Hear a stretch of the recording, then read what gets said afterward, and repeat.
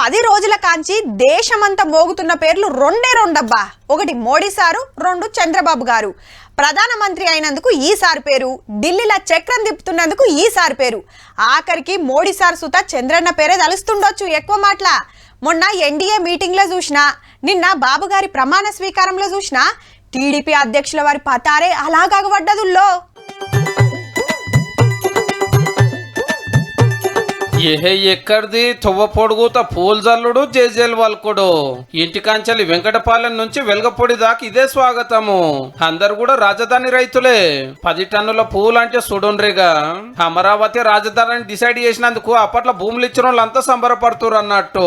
సచివాలయం కాడ గిట్ల ఎదుర్కొని లోపలికి దొలకపోయారు ఆఫీసర్లు అయ్యవార్లు.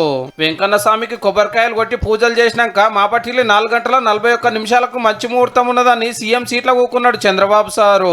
ముఖ్యమంత్రి గారి పేరుతోటి మంచి బోర్డు కొట్టించి పెట్టిరు. ముందే ఎలక్షన్ ప్రచారంలో చెప్పినట్టే 16,000 టీచర్ కొల్లులు ఇచ్చే మెగా డిఎస్సి ఫైల్ మీద ఫస్ట్ సంతకం చేసేయండు. 2వ సంతకం ల్యాండ్ టైటిలింగ్ యాక్ట్ రద్దు చేసే ఫైలు.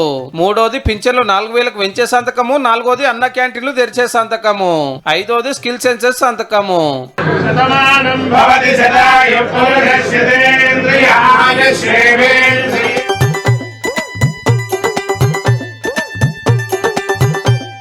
ఈ ఎలక్షన్ల చిత్తు ఓడిన పాత సీఎం జగన్ సారు పార్టీ ఎమ్మెల్సీలతో మీటింగ్ పెట్టి మన ఏలువాడి సూపరు కేకాని సర్టిఫికేట్ ఇచ్చుకొని ఎప్పటిలెక్కనే అవతల పార్టీలను అడుచుకున్నాడు.